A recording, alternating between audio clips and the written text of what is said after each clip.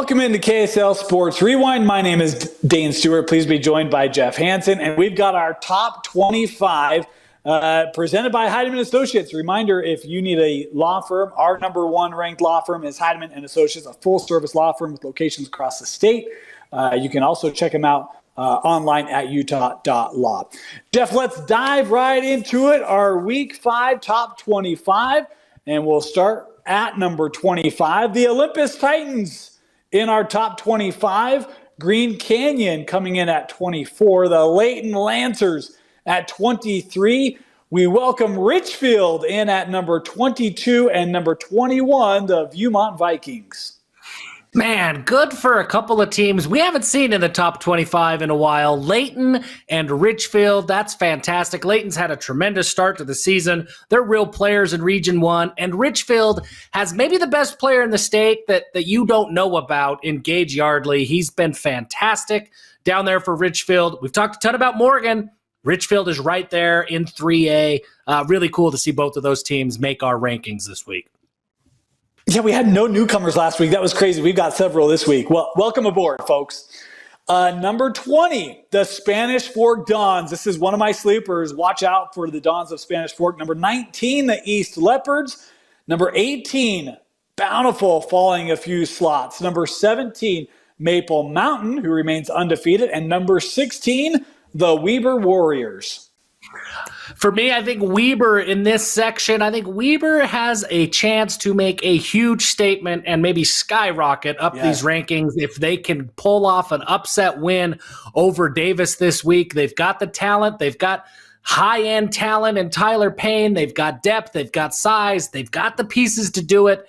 Weber's a team that you could see climb in the rankings over the next couple of weeks. All right, for those of you who are like, where's Northridge? They're at 15, folks. From unranked, they jump all the way up to 15 after their big win this last week over Viewmont. Number 14, the West Panthers. Number 13, the Brighton Bengals, falling after their loss in Week 5. Number 12, American Fork. And at number 11, Park City. I'm glad that Brighton didn't fall further than they did. I mean, they fell a few spots. I think they were at 8 last week. They fall to 13.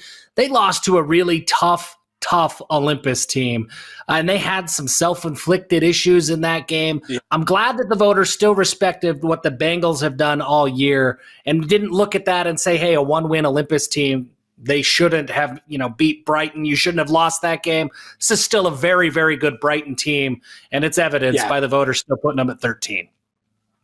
Yeah, I mean, look, they had some turnovers in that game. 3 missed field goals, by the way.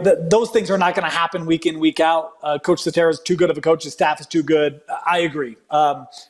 Brighton's still up there. All right, our top 10, the Ridgeline Riverhawks. My apologies. Ridgeline at number 10. Morgan at number 9, folks. My goodness. Number 8, the Davis Darts. Number 7, Skyridge. And at number 6, the Roy Royals. We talked about Morgan on the show, on the Red Zone show last week, of what's the mental block? Is it just, can you put a 3A team in the top 10? Morgan's good. If you've seen the Trojans play, you could put them in the top 10, and a lot of voters did. And interesting, Dane, I mean, you've wanted to make the claim all year long, hey, Morgan could win 4A too. They slot just one spot ahead of Ridgeline. That's interesting. It is interesting. I'll also share Morgan being in our top 10, but they're not number 1 according to the RPI. We'll have more to talk about that. You can go check out our RPI video to get our thoughts there. Let's go to our top 5, shall we? Number 5, the Orem Tigers. Number 4, Timpview. Number 3, Corner Canyon. Number 2, the Lehigh Pioneers. And remaining atop the state, the Lone Peak Knights. I'm so excited by this Orem team. They have so much talent. And I thought that they would figure it out and then be a team, like a force to be reckoned with next year. They seem like they're ahead of schedule, Dane. They have started to really come together. They look dominant, and it's going to set up some Timpview Orem future like we felt, in years past when those two teams were the top dogs in 5A. I'm getting those kind of vibes again with a bunch of other 5A teams that are really good. But we're going to see 2 heavyweights in Timpview and Orem. That's going to be fun to see.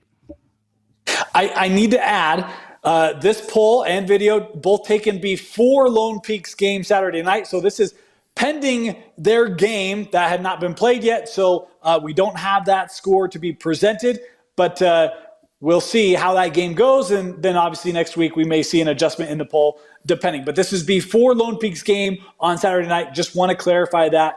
But we've got faith in the Lone Peak Knights. There's our top 25.